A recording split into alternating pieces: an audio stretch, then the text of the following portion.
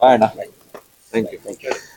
ಕನ್ನಡ ಚಿತ್ರರಂಗದಲ್ಲಿ ಹಲವಾರು ಸಿನಿಮಾಗಳು ಬರ್ತಾ ಇದೆ, ಆದ್ರೆ ಯಾವ ಕೂಡ ಥಿಯೇಟರ್ ನಿಂತ್ಕೋತಾ ಇಲ್ಲ. ಆದ್ರೂ ಕೂಡ ಕನ್ನಡಿಗರು ತುಂಬಾ ನಿರೀಕ್ಷೆಯಲ್ಲಿರುವಂತ ಒಂದೇ ಒಂದು ಚಿತ್ರ ಅಂತದ್ ಹಲವಾರು ಚಿತ್ರಗಳಲ್ಲಿ ಮಾರ್ಟಿನ್ ಕೂಡ. ಮಾರ್ಟಿನ್ಗೋಸ್ಕರ ತುಂಬಾ ಜನ ಕಾಯ್ತಾ ಇದ್ದಾರೆ. ಮಾರ್ಟಿನ್ ನ ಕರ್ತೃ ತಂದೆ ನಮ್ಮ ಜೊತೆಲಿದ್ದಾರೆ. ಅವ್ರು ಬಂದು ನಮ್ಮ ನಿರ್ದೇಶಕರು.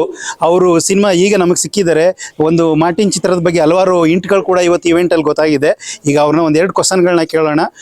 ಸರ್, ಮಾರ್ಟಿನ್ ಚಿತ್ರ ತುಂಬಾ ನಿರೀಕ್ಷೆಯ ಚಿತ್ರ, ಹಂಗಾಗಿ ಇದು ಎಲ್ಲೆಲ್ಲಿ ಶೂಟಿಂಗ್ ಆಗಿತ್ತು ಅನ್ನೋದ್ರ ಬಗ್ಗೆ ಏನಾದ್ರು ಹೇಳ್ಬೋದಾ ಸರ್? ಶೂಟಿಂಗ್ ಇಡೀ ಇಂಡಿಯಾದಲ್ಲಿ ಮಾಡಿದೀವಿ. ಬೆಂಗಳೂರು, ಹೈದ್ರಾಬಾದ್, ಚೆನ್ನೈ, ವೈಜಾಗ್, ತಿರ್ಗಾದಾದ್ಮೇಲೆ ಕಾಶ್ಮೀರ, ಎಲ್ಲಾ ಕಡೆ ಮಾಡಿದೀವಿ. ಮತ್ತೆ ಅಬ್ರಾಡ್ ಅಂತ ಬಂದ್ರೆ ಬ್ಯಾಂಕಾಕ್ ಅಲ್ಲಿ ಒಂದು ದೊಡ್ಡ ಮಟ್ಟದ ಒಂದು ಆಕ್ಷನ್ ಸೀಕ್ವೆನ್ಸ್ ಮತ್ತೆ ಸಾಂಗ್ ಶೂಟ್ ಮಾಡಿದೀವಿ. ನೂರಾರು ಕನ್ನಡ ಚಿತ್ರರಂಗದಲ್ಲಿ ಲವ್ ಸ್ಟೋರಿಗಳು ಬಂದಿವೆ. ಅಂತ ಒಂದು ಸಂದರ್ಭದಲ್ಲಿ ಇವರು ಒಂದು ತಂದಂತ ಒಂದು ಅಂಬಾರಿ ಅನ್ನೋ ಒಂದು ಚಿತ್ರ ಇವತ್ತಿಗೂ ಕೂಡ ನೋಡುವಂತ ಒಂದು ಕ್ಯೂರಿಯಾಸಿಟಿಯನ್ನು ಹುಟ್ಟಿಸಿದ್ದಾರೆ. ಅದೇ ರೀತಿ ನೂರಾರು ಒಂದು ಯಾವುದು ರೌಡಿಸಮ್ ಸಿನಿಮಾಗಳು ಬಂದಿದ್ದಾವೆ, ಯಾವುದು ಕ್ರಿಮಿನಲ್ ಸಿನಿಮಾಗಳು ಬಂದಿವೆ. ಅಂತ ಸಂದರ್ಭದಲ್ಲೂ ಕೂಡ ಮಾರ್ಟಿನ್ ಅಂತ ಒಂದು ಕ್ರಿಯೇಟಿವಿಟಿನ ಇನ್ನೂ ಅದ್ರದ್ದು ಯಾವುದೇ ಇಂಟ್ಸ್ ಗೊತ್ತಿಲ್ಲದೆ ಇದ್ರೂ ಜನಗಳಲ್ಲಿ ಇಷ್ಟು ಕ್ಯೂರಿಯಾಸಿಟಿಯನ್ನ ಹುಟ್ಟಿಸ್ತಾ ಇರುವಂತ ಮಾರ್ಟಿನ್ ಬಗ್ಗೆ ಅದನ್ನ ಕರ್ತೃ ಏನ್ ಹೇಳ್ತಾರೆ ಕೇಳೋಣ. ಸರ್, ಯಾಕೆ ಇಷ್ಟೊಂದು ಕ್ರೇಜ್ನ ಹುಟ್ಟಿಸ್ತಾ ಇದ್ದಾರೆ, ಅದ್ರ ಬಗ್ಗೆ ಸ್ವಲ್ಪ ಹೇಳಕ್ಕಾಗತ್ತಾ? ಕ್ರೇಜ್ ನಾವು ಹುಟ್ಟಿಸ್ತಾ ಇರೋದಲ್ಲ, ಅದೇ ಉಟ್ಕೊಂಡಿದೆ. ಅಂದ್ರೆ ಆ ಸಿನಿಮಾಲಿರೋ ಕ್ವಾಲಿಟಿ, ಆ ಸಿನಿಮಾ ಕಂಟೆಂಟ್ ಆ ಕ್ರೇಜ್ ನ ಕ್ರಿಯೇಟ್ ಮಾಡಿದೆ ಅಂತ ಹೇಳ್ತೀನಿ ಅಷ್ಟೇ. ಯಾಕೆಂತಂದ್ರೆ ಇದರಲ್ಲಿ ಆಕ್ಷನ್ ಸೀಕ್ವೆನ್ಸ್ ನ ತುಂಬಾ ಬ್ಯೂಟಿಫುಲ್ ಆಗಿ ಡಿಸೈನ್ ಆಗಿದೆ. ಇಡೀ ಈ ಕತೆಗೂನು ಮತ್ತೆ ಸಿನಿಮಾಗೂನು ಅದಕ್ಕೆ ಇದಾಗಿರುವಂತವ್ರು ನಮ್ಮ ರಾಮ್ ಲಕ್ಷ್ಮಣ್ ಮಾಸ್ಟರ್ ಮತ್ತೆ ರವಿವರ್ಮ ಮಾಸ್ಟರ್ ತುಂಬಾ ಅತ್ಯದ್ಭುತವಾಗಿ ಮಾಡಿದ್ದಾರೆ. ಆ ಆಕ್ಷನ್ ಸೀಕ್ವೆನ್ಸ್, ಇದು ಆ ಟೀಸರ್ ರಿಲೀಸ್ ಆಯ್ತಲ್ಲ ಲಾಸ್ಟ್ ಇಯರ್, ಅದು ನೋಡಾದ್ಮೇಲೆನೆ ಈ ಸಿನಿಮಾ ಮೇಲೆ ನಿರೀಕ್ಷೆ ಜಾಸ್ತಿ ಆಗಿದೆ. ಸರ್, ನೀವು 6 ಸಿನಿಮಾಗಳನ್ನ ಇದುವರೆಗೂ ನಿರ್ದೇಶನ ಮಾಡಿದ್ದೀರಾ. 6 ಸಿನಿಮಾಗಳಲ್ಲೂ ಹೊಸಬ್ರನ್ನೇ ಕೂಡ ಇಂಟ್ರೊಡ್ಯೂಸ್ ಮಾಡ್ತಾ ಇದ್ದೀರಾ. ಯಾಕೆ ಸರ್ ಹೊಸಬ್ರ ಮೇಲೆ ಅಷ್ಟೊಂದು ನಿಮಗೆ ಕಾಳಜಿ? ನನ್ ಪೆನ್ ಪೇಪರ್ ಮೇಲೆ ಇಟ್ಟ ತಕ್ಷಣನೇ ಹೊಸಬ್ರನ್ನೇ ಹೀರೋ ಅನ್ನೋ ತರದಲ್ಲೇ ಕತೆ ರೆಡಿ ಆಗ್ತಾ ಹೋಗುತ್ತೆ. ಹಾಗಾಗಿ ಇಲ್ಲಿವರೆಗೂ ಅಂದ್ರೆ ಲವ್ ಸ್ಟೋರಿಗಳಂತ ಬಂದಾಗ ಹೊಸ ಮುಖಗಳಿದ್ರೆ ತುಂಬಾ ಚೆನ್ನಾಗ್ ಅನ್ಸುತ್ತೆ. ಹೊಸ ಲವ್ ಸ್ಟೋರಿಗಳಿಗೆ ಹೊಸ ಮುಖಗಳಿದ್ದಾಗ ತುಂಬಾ ಮುದ್ದು ಅಂತ ಅನ್ಸುತ್ತೆ, ತುಂಬಾ ಪ್ರೀತಿ ಅಂತ ಅನ್ಸುತ್ತೆ, ಜನ ಇವ್ರನ್ನ ಇಷ್ಟಪಡ್ತಾರೆ ಅಂತ ಅನ್ಸುತ್ತೆ.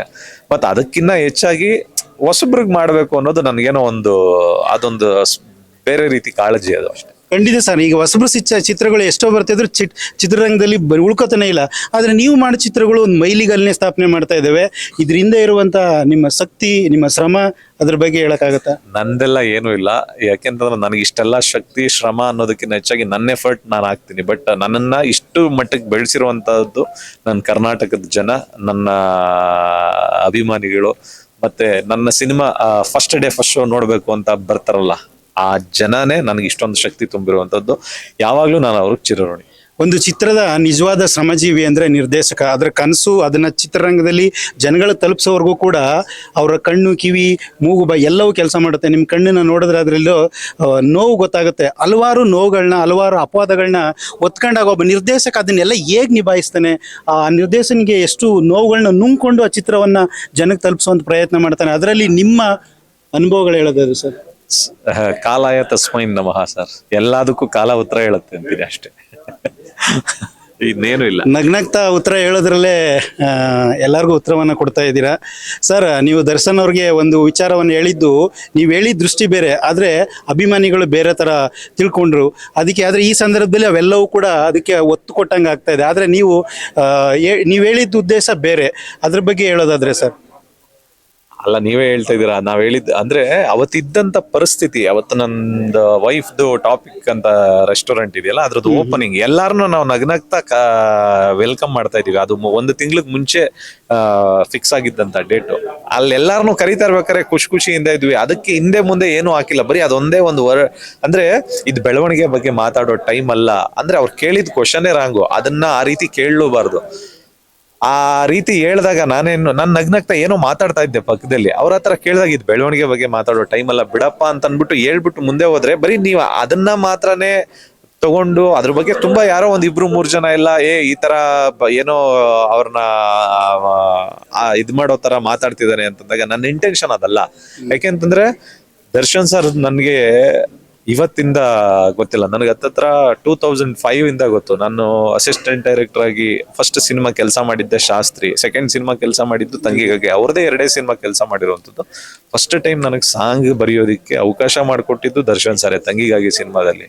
ಫಸ್ಟ್ ಟೈಮ್ ನನಗೆ ದುಡ್ಡು ಕೊಡಿಸಿದ್ದು ಆ ವ್ಯಕ್ತಿನೇ. ಅದಾದ್ಮೇಲೆ ನಾನು ನಿರ್ದೇಶಕ ಆದ್ಮೇಲೆ ಒಂದು ಅತ್ಯದ್ಭುತವಾದಂತ ಒಂದು ಐರಾವತ ಅಂತ ಒಂದು ಸಿನಿಮಾದಲ್ಲಿ ಕೆಲಸ ಮಾಡೋದಕ್ಕೆ ಅವಕಾಶ ಮಾಡಿಕೊಟ್ಟಿದ್ದು ಅವರೇ.